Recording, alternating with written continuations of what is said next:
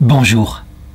Dans l'Église latine, nous avons un saint docteur angélique, c'est ainsi qu'on l'appelle, et c'est saint Thomas d'Aquin, pour une raison simple, c'est que il est celui qui a développé le plus la théologie des anges. Dans sa somme de théologie, par exemple, il étudie profondément comment peuvent être des êtres qui n'ont pas de corps, pas de vie sensible, qu'ont juste un pur esprit.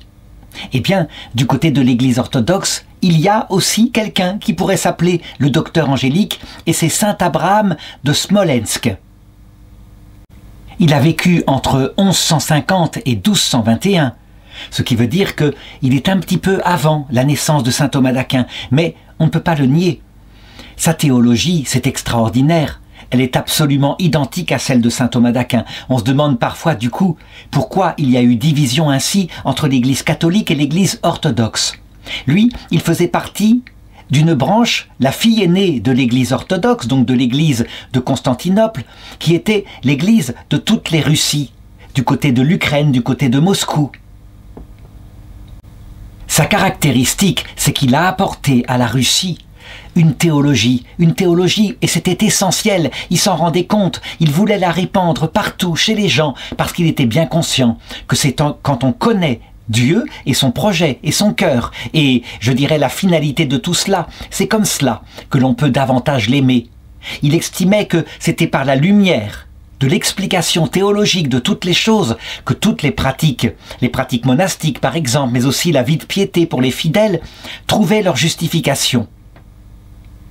Je vais donc raconter sa vie et en même temps essayer de convaincre ceux qui écoutent cette vidéo à quel point il a raison et à quel point il est moderne. D'abord, la source de mon récit, eh bien, c'est simplement son disciple contemporain, donc celui qui l'a connu, qui a entendu son enseignement, qui s'appelle Éphrem, un moine du monastère de la Mère de Dieu à Smolensk. Il a écrit sa vie juste après sa mort. Sans doute parce qu'il avait été marqué par celui qui était son maître, son mentor, celui qui l'avait enseigné. Il écrit la chronique d'Abraham, et là, lui, il insiste moins sur la théologie qu'il a apportée que sur le but de sa théologie. Grâce à elle, il motivait les moines pour qu'ils pratiquent l'hésychiasme, c'est-à-dire le recueillement intérieur, la fabrication d'une vie de prière. En effet, manifestement, un peu comme le disait saint Thomas d'Aquin, la théologie, la sagesse théologique et la compréhension par l'intelligence du mystère de la révélation, du mystère de Dieu, de son contenu, a comme but la sagesse mystique, une sagesse venant de l'Esprit Saint qui vient dans le cœur. Il est donc né en 1150 à Smolensk. Voici un endroit sur une carte où ça se situe, on le voit. C'est dans la partie qui paraît plus proche de l'Occident, mais à cette époque-là, ce sont des régions parfaitement barbares. Le christianisme est en train de s'étendre peu à peu à partir de certains princes. Il faut savoir que la Russie est née d'abord en Ukraine, à partir des Slaves qui étaient là dans la région, et à partir aussi des Varegs, c'est-à-dire des hommes du Nord, nous qu'on appelle Vikings, qui se sont implantés, et peu à peu la population s'est étendue vers l'Est. La conversion de la Russie au christianisme orthodoxe, c'est-à-dire selon le rituel grec, se fait alors que l'Église est totalement unifiée, bien avant le schisme, vers l'an 1000. Et c'est sous l'influence d'un roi, un roi qui le fait par la violence. Il s'appelle saint Vladimir Ier, prince de Kiev, en Ukraine actuelle.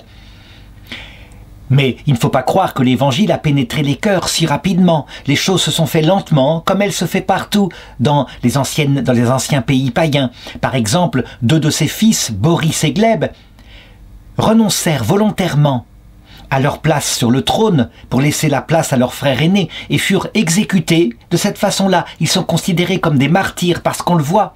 Ils renoncent à leur intérêt propre pour le bien de la Russie.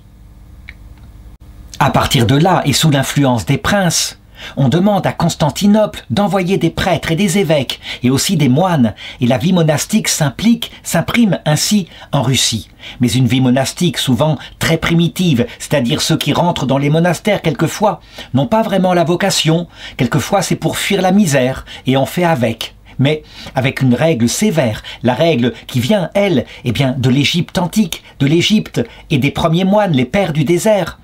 Eh bien, finalement, peu à peu, l'Évangile pénètre les cœurs.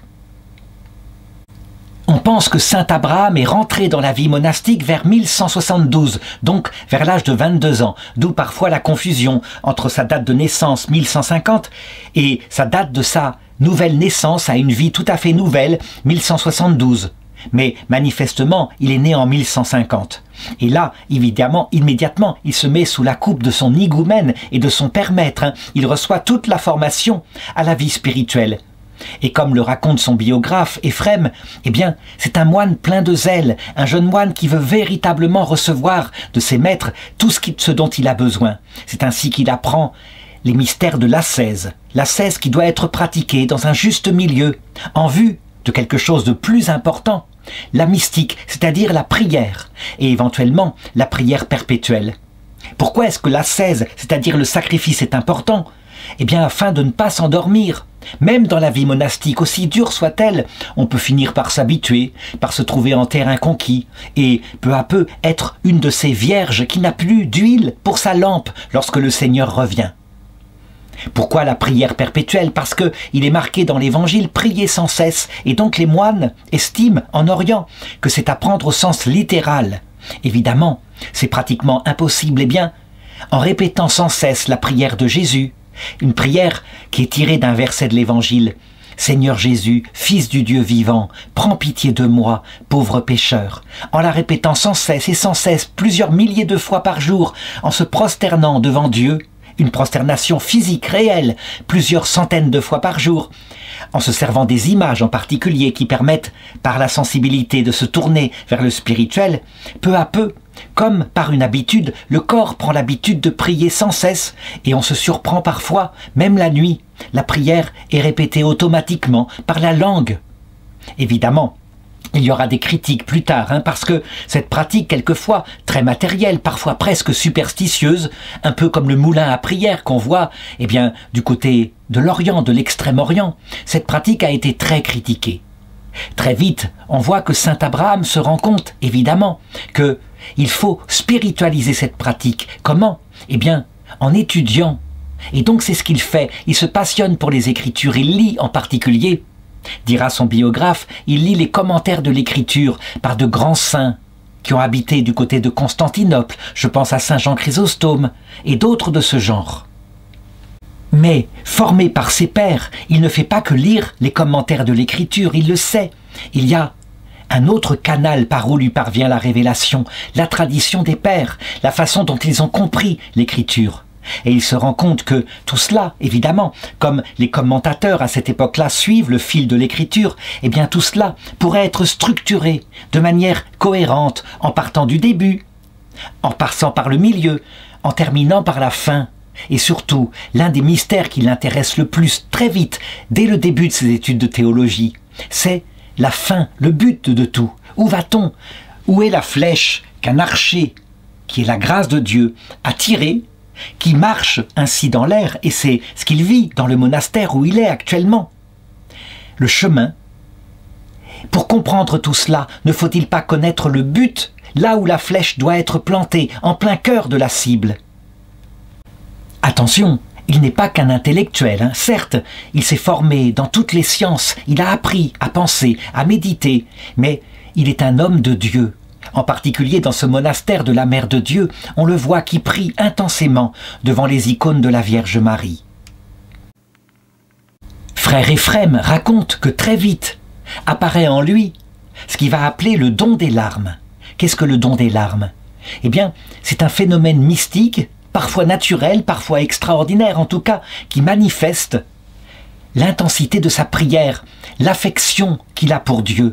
Et oui, il arrive souvent qu'il pleure quand il pense au mystère de Dieu. Il pleure, ce qui montre que ce n'est pas une âme rude, loin de là.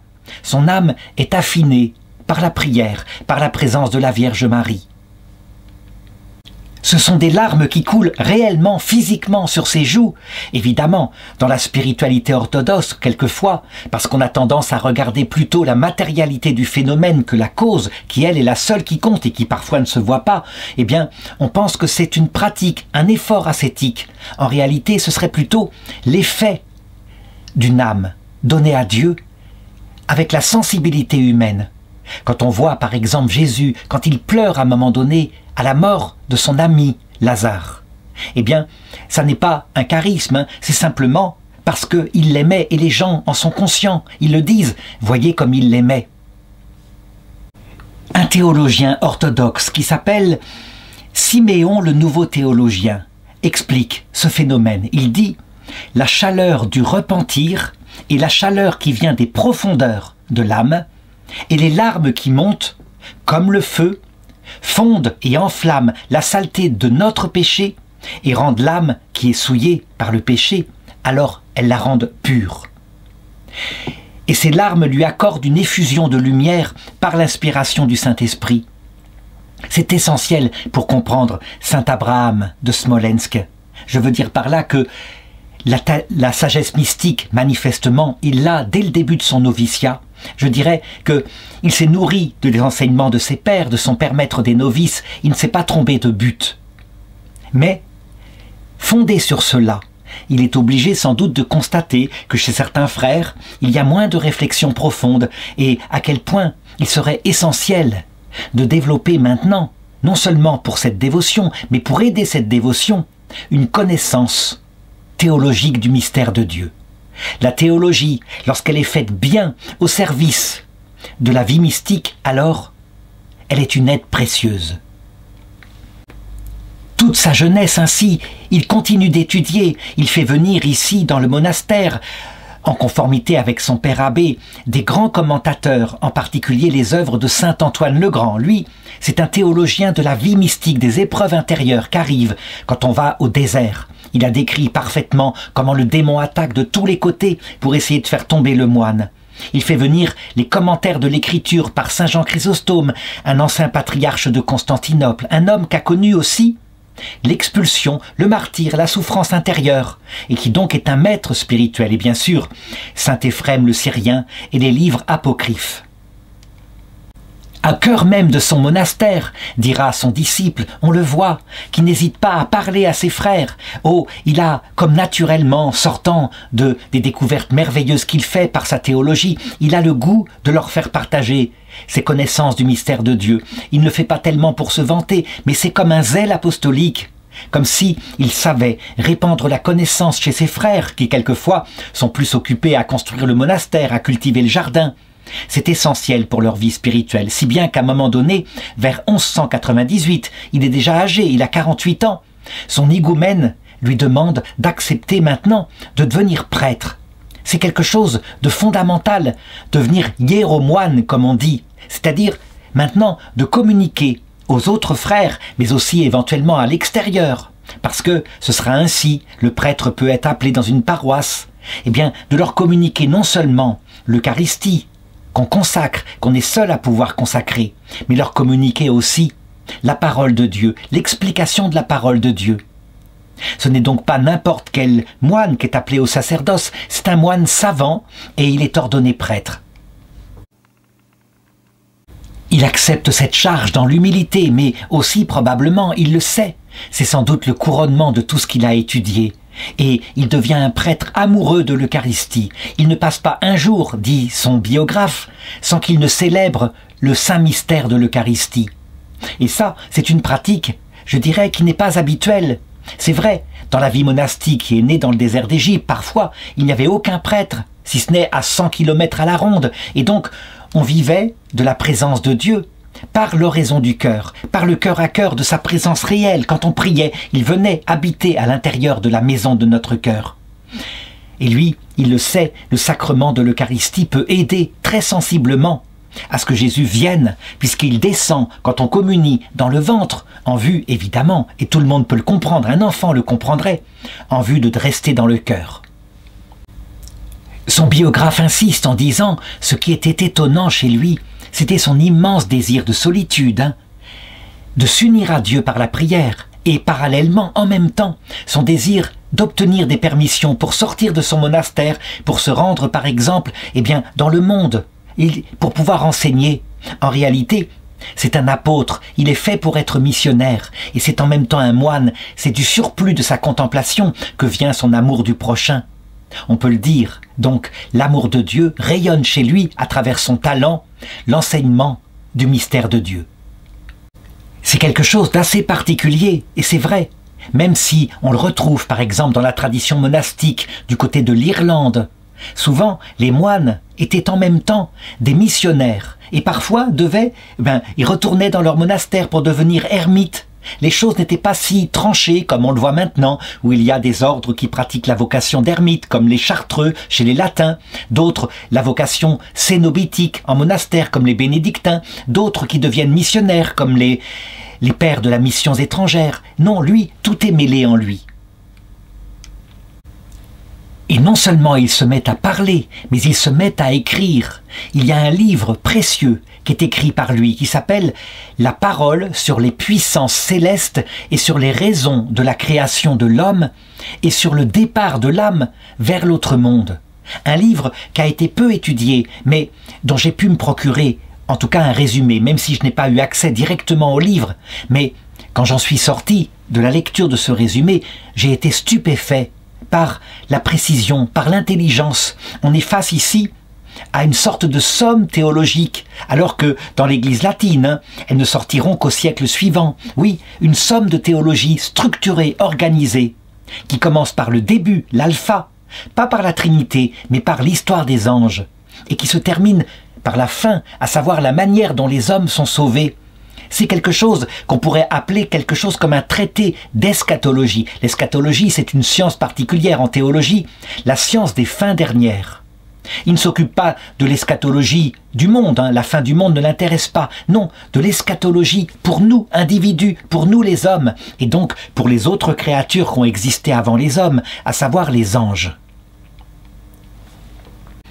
Toute sa méditation porte sur ça, et il l'écrit fort heureusement pour nous. D'ailleurs, au même moment, parce que il veut se servir de tous les instruments qu'il a sous sa disposition, il peint deux icônes qui, je pense, résument un peu sa pensée. Il aurait pu en peindre une troisième avec les anges, une icône qui parle des épreuves de notre vie, les épreuves qui nous arrivent. Il les décrit, et puis d'autre part, une icône sur le terme, notre jugement individuel qui arrivera. Je n'ai pas retrouvé les icônes en question, mais voici à quoi elles devaient ressembler. Depuis son ordination, on le voit à Smolensk, alors que, à cette époque-là, c'est le prince Mstislav Romanovitch qui règne. On le voit qui prêche dans les églises, et les gens viennent à ses sermons en quantité de plus en plus nombreux, parce qu'ils reçoivent l'explication de leur foi. Il va prêcher entre 1197 et 1214, sans cesse, perpétuellement. On dirait que c'est comme un feu, comme saint Paul qui disait « Malheur à moi si je n'annonce pas l'Évangile ». Voici maintenant venu le moment d'expliquer de manière simple, synthétique, sa pensée complète. Et je dirais que elle est donc en trois parties. Premièrement, le début. Et donc ce sont l'histoire des anges. Il explique que les anges sont donc de purs esprits. Ils sont faits, dit-il, de lumière, c'est-à-dire en fait d'intelligence et de volonté. Ils n'ont pas de corps du tout.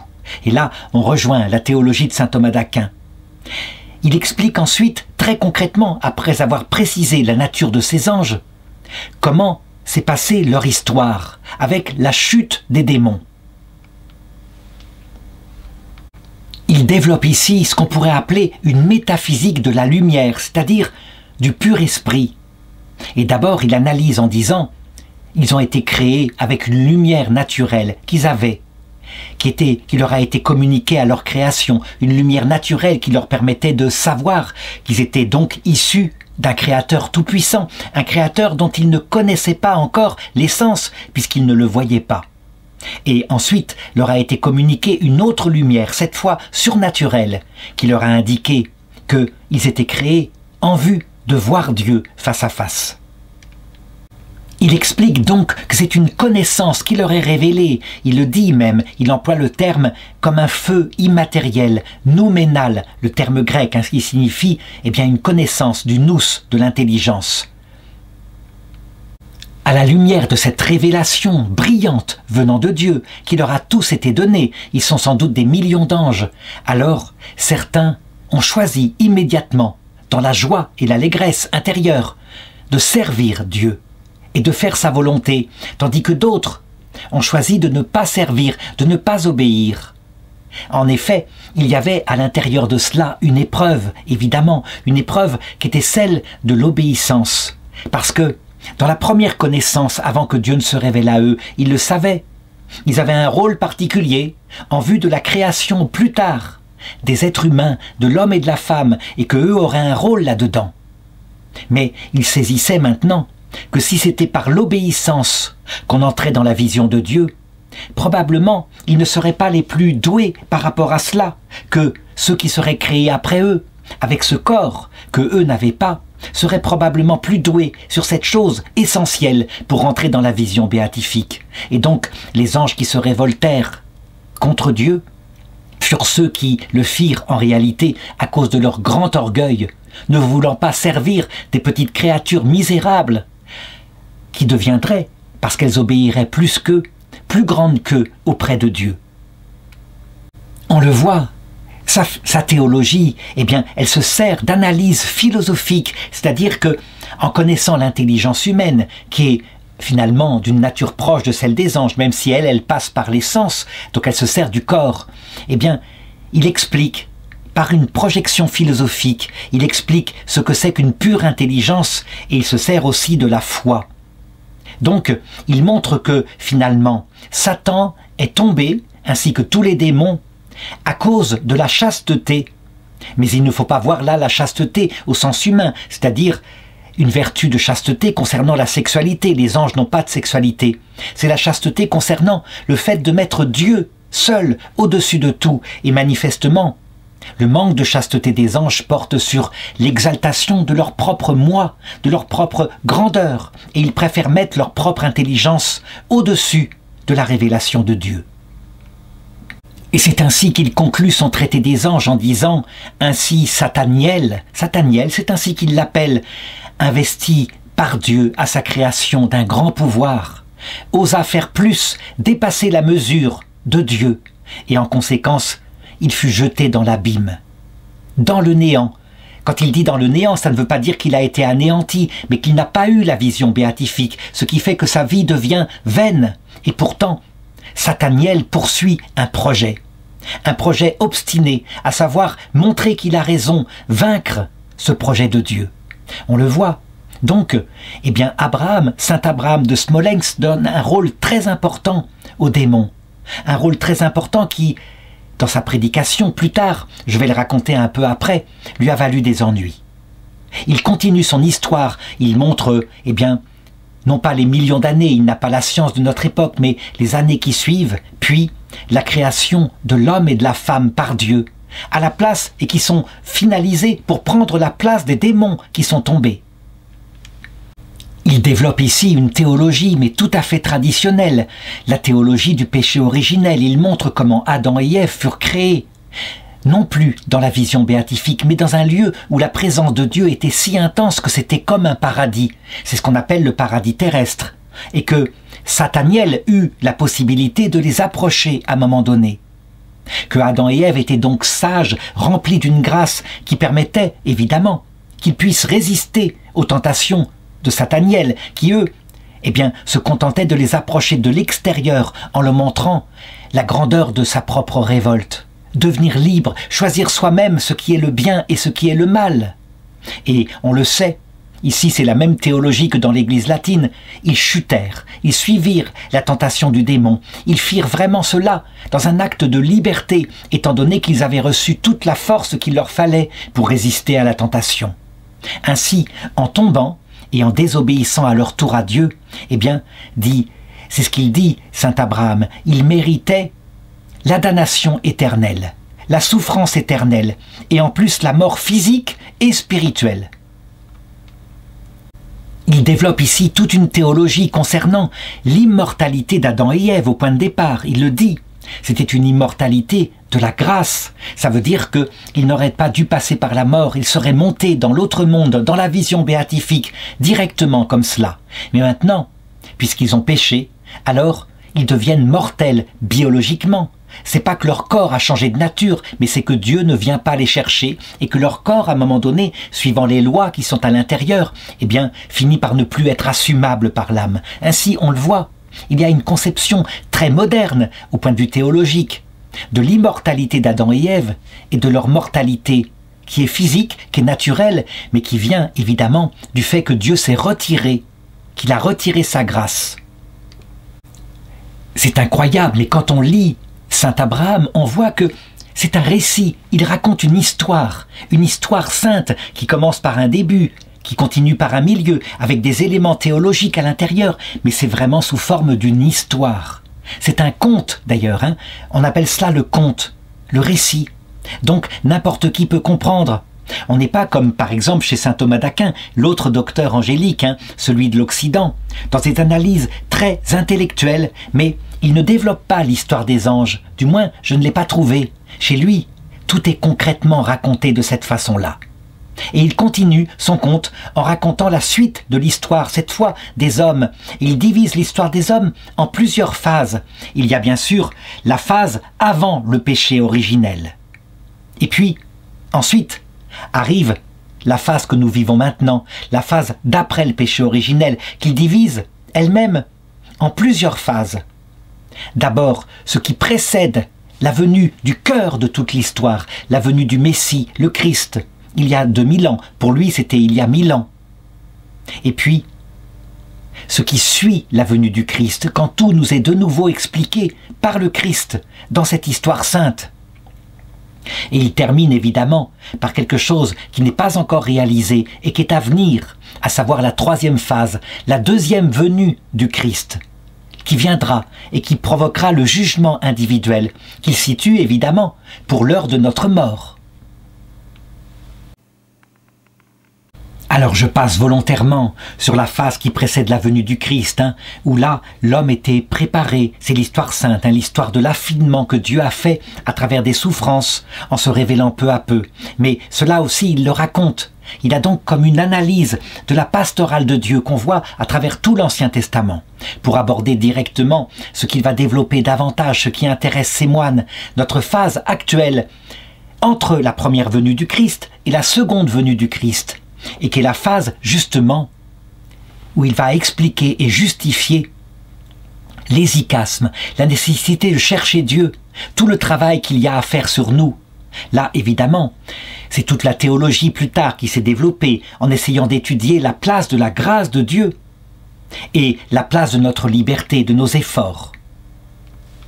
Il intègre dans le moment ici de son œuvre, il intègre toute la découverte des pères du désert, je dirais tout ce qu'il a appris par saint Antoine du Désert, à savoir l'hésychasme, le travail sur soi, la découverte des vertus principales qu'il faut avoir en vue du terme, le terme étant la venue, le deuxième venue du Christ. Quelles vertus sont essentielles et qu'il faut acquérir?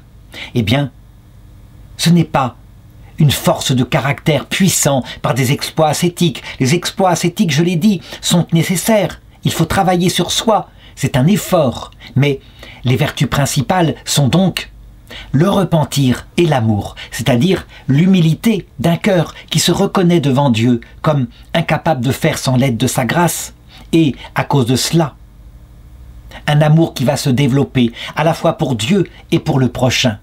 Il montre à quel point, eh bien, en cette vie terrestre qui dure peu de temps, entre deux venues du Christ, en cette vie terrestre, nous avons ici comme un travail à faire sur nous-mêmes. Et ce qui l'obsède là, c'est d'expliquer tout ce qui nous arrive, y compris l'histoire de la Russie.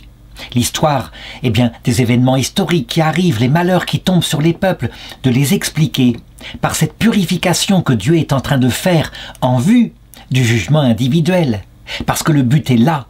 Il faut arriver au jugement, à la deuxième venue du Christ avec cette qualité intérieure essentielle, qualité qu'il a développée quand il a montré l'histoire des anges, mais aussi l'histoire d'Adam et Ève, à savoir qu'on ne peut pas voir Dieu sans l'aimer, mais aussi sans mourir à soi-même. Toutes les épreuves et la croix qui nous tombent dessus parfois visent à cela.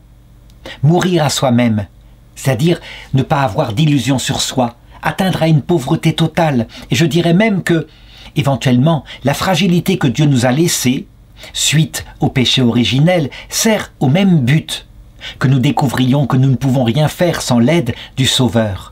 Et alors, si on sait bien servir de tous les instruments que donne l'Église à travers les sacrements, la pénitence, l'Eucharistie, la pénitence servant à développer, en s'appuyant sur nos péchés regrettés, à développer l'humilité, l'Eucharistie servant à développer la charité, l'amour de Dieu et l'amour du prochain. Alors si on arrive avec ces qualités dans le cœur, ayant bien lutté le bon combat, se battant par amour contre ses propres défauts, évidemment, se battant aussi pour le prochain, dans ce qui est lui, sa grâce, l'apostolat, mais chacun selon sa grâce, le père de famille en s'occupant de ses enfants, etc. Alors, on peut parvenir au jugement et recevoir du Christ, juge et avocat, la récompense éternelle.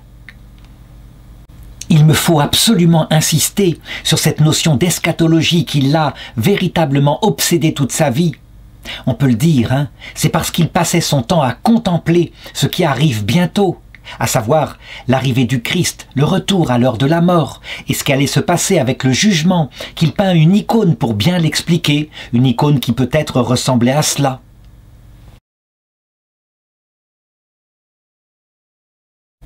C'est par ce terme et ce but qu'il arrive à expliquer tout le reste, y compris des mystères très obscurs comme pourquoi Dieu laisse-t-il une certaine liberté aux démons pour venir nous tenter, pourquoi l'a-t-il fait pour Adam et Ève. Et son enseignement est extrêmement précis, il passionne les gens se trouvent éclairés. Et c'est vrai, lorsque les moines par exemple de son monastère comprennent à un moment donné, eh bien que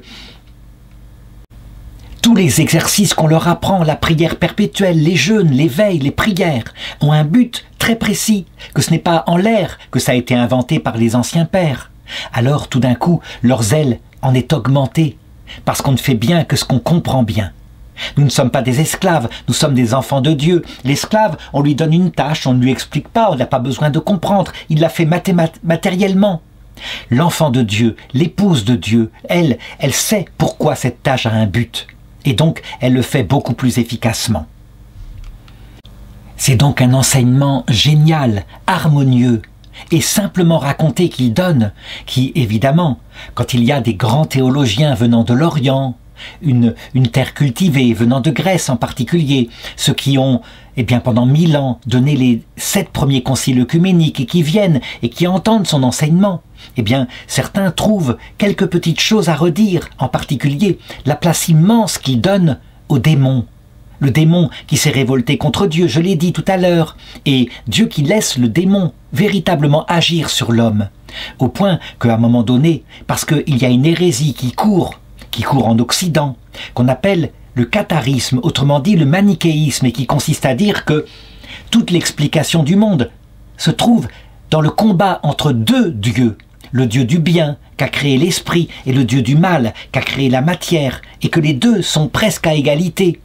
Eh bien, peu à peu, certaines critiques vont commencer à fuser en disant « il laisse beaucoup trop de place aux démons ».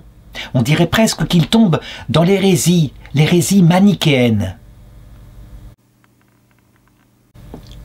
Est-ce que c'est venu de la jalousie de certains frères qui estimaient que, tout de même, dans cette terre barbare qu'était la Russie, qu'il y a ainsi un grand théologien, lumière pour son peuple? Eh bien, c'était probablement quelque chose d'exagéré, un peu comme éprouverait peut-être un occidental s'il disait, en allant au cœur d'une terre nouvellement évangélisée, encore un peu barbare, comme certains coins de Papouasie, qu'il y aurait en Papouasie un théologien de génie qui ferait la leçon aux grands théologiens grecs. Toujours est-il que la jalousie peut-être, mais aussi le pointillisme théologique, parce que les théologiens venant de Grèce avaient tendance à être extraordinairement féroces, à chercher la moindre hérésie.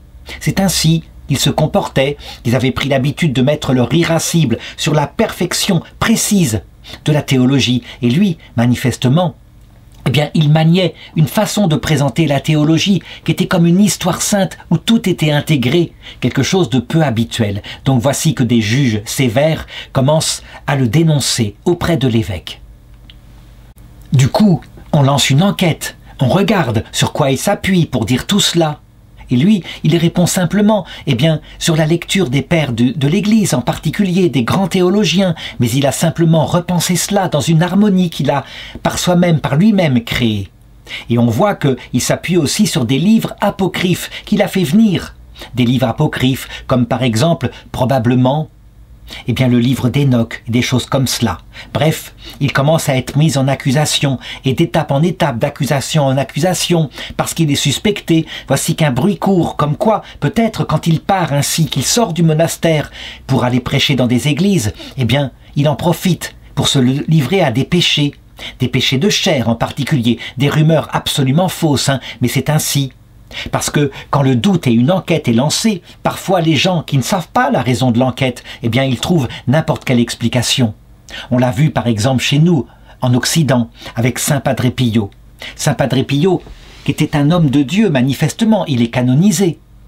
À un moment donné, ayant reçu une femme qui était dans les larmes parce qu'elle était tentée de partir avec un amant, l'ayant remis sur la voie droite, mais cette femme étant désespérée par le sacrifice qu'elle faisait, elle était tellement amoureuse de son amant, eh bien, il l'a pris comme ça, par les épaules, et il la maintint pour la fortifier dans son cœur. Et une femme, une commère qui était là, qui observa ce geste, commença à proclamer partout qu'elle était sûre que le moine Pio avait une maîtresse. Ce qui était aberrant, mais c'est ainsi, et la rumeur ainsi le poursuivit toute une vie. En ce qui concerne, eh bien, saint Abraham de Smolensk, c'est le même phénomène qu'il va commencer à vivre dans ces périodes-là. Et d'étape en étape, de rumeur en rumeur. S'il a une maîtresse, alors c'est donc qu'il est menteur aussi dans sa théologie. On finit par lui interdire de célébrer la liturgie, et même on lui demande de quitter la ville parce qu'il est accusé par sa prédication, étant donné que le peuple de Smolensk reproche et dans la colère, beaucoup le défendent. Eh bien, on finit par dire « il corrompt la jeunesse » avec une mauvaise théologie. Et l'enquête ainsi continue, mais une enquête évidemment qui ne trouve rien, mais peu importe, la suspicion est lancée. Cette grande aventure et cette grande souffrance va lui arriver vers 1218. À cette époque-là, il a 68 ans et il va la prendre paisiblement. Il profite de ce temps-là où il est interdit de prédication pour se replonger dans la prière et peut-être pour compléter son livre. De fait, très vite, Dieu, qui ne veut pas qu'il soit ainsi frustré de la prédication, Dieu va intervenir par un miracle étonnant. À partir du moment où il est interdit de prédication sur la ville de Smolensk, à partir de 1218 jusqu'au moment en 1220 où il va être libéré, voici que sur la ville et toute la campagne aux alentours, une sécheresse terrible s'abat. Les récoltes commencent à ne plus produire, la famine menace. Et avec la famine, voici que les maladies commencent à atteindre les enfants et les personnes âgées, les personnes les plus fragiles. Et le peuple est obligé de le reconnaître. La coïncidence de cette calamité naturelle avec l'interdiction de la prédication du père Abraham de Smolensk frappe les gens, d'autant plus que sur le reste de la Russie, il n'y a pas ce phénomène. Si bien qu'au bout d'un certain temps, eh bien, on finit par demander au père Abraham d'intervenir, de prier pour le peuple, ce qu'il fait. Et à peine l'a-t-il fait que la pluie, une pluie immense, 2 ans après la sécheresse, donc en 1120, une pluie immense, en 1220, une pluie immense s'abat et les récoltes peuvent refleurir. Et la coïncidence est frappante. Les pères eux-mêmes sont obligés de la reconnaître, ce qui fait que on lui redonne la possibilité de consacrer l'Eucharistie et, évidemment, l'enquête se termine. On enlève tous les soupçons qui pesaient sur lui. À partir de là, le peuple de Russie, eh bien, bouleversé, non seulement l'a rétabli, mais on se rend compte que c'est un homme de Dieu, ça ne peut pas être autrement. Les gens en ont tellement été frappés que on décide unanimement dans le monastère de le nommer d'abord higoumène, c'est-à-dire père abbé du monastère, et on lui demande de donner sa prédication à l'intérieur du monastère, cette fois librement, pour former les moines. On estime que le signe qu'il y a eu, la sécheresse quand on le faisait taire, et la pluie qui revenait quand on le libérait, manifestement indique quelque chose de la part de Dieu, que la pluie de sa parole plaît à Dieu et qu'il pourra nourrir les âmes. Très vite, d'autres monastères décident eh bien, pareil, de le faire venir pour sa prédication, ce qui fait qu'il devient bientôt archimandrite, c'est-à-dire une sorte de père abbé de toute une congrégation de monastères qu'il doit visiter, surveiller. Et lui, eh bien, il se donne jusqu'à la fin de sa vie ainsi, à la prédication. Il donne son message, son livre, en commençant par le début, en continuant par le milieu, en terminant par la fin. Cependant, parce qu'il est devenu très âgé, eh bien, il ne pourra donner sa prédication totale que pendant 1 an. Et il meurt en 1221, à l'âge de 71 ans, alors que, en Occident, à peu près à la même période, presque conjointement, voici que un petit bébé apparaît au monde. Un petit bébé qui deviendra le docteur angélique occidental. Saint Thomas d'Aquin naît en 1225, donc en Italie. Il deviendra dominicain. Et lui, il nous a apporté la même connaissance, mais peut-être beaucoup plus abstraitement, avec un esprit rigoureux, presque desséchant parfois pour celui qui n'a pas une vie de prière. Mais il nous apportera la connaissance des anges, lui aussi. Quand on regarde les dates, eh bien, on s'aperçoit qu'il est possible qu'il ne soit pas mort en 1221, mais en 1225. Et dans ce cas-là, alors la coïncidence est frappante, l'année même de la naissance de saint Thomas d'Aquin. En tout cas, il est resté dans la vie monastique pendant 50 ans. Il est canonisé par le patriarcat de Constantinople en 1549, donc 320 ans après sa mort. Et sa fête est célébrée chaque 21 août, le jour où il est passé dans l'autre monde, où il a connu lui-même ce qu'il avait toujours annoncé à ses frères, le terme de la vie, la seconde venue du Christ. Parce que le Christ se montre ainsi. Il est passé par le jugement individuel et il avait combattu le bon combat. Que retenir alors? Eh bien je dirais, c'est vrai, il a tout à fait raison et je l'ai expérimenté moi-même dans la théologie que je donne, dans l'Institut Docteur Angélique, c'est comme ça qu'il s'appelle, que j'ai fondé avec l'abbé Ganti. Eh bien, le premier cours en théologie que chacun qui s'inscrit à l'Institut est invité à suivre, c'est le cours d'eschatologie. Savoir le but de tout, effectivement, ensuite, permet de tout mettre à sa place. Toute la théologie morale, la théologie mystique, l'étude même d'Adam et Ève. Je dirais que c'est par le but que l'on connaît le reste du chemin. Cette intuition, je pense qu'il l'avait eue lui aussi, et donc il faut en être convaincu. Je crois que, en développant la théologie des fins dernières, l'Église atteindra dans l'avenir probablement, en suivant l'intuition de saint Abraham de Smolensk, une meilleure connaissance de tout ce qui lui a été donné, le trésor complet de la révélation.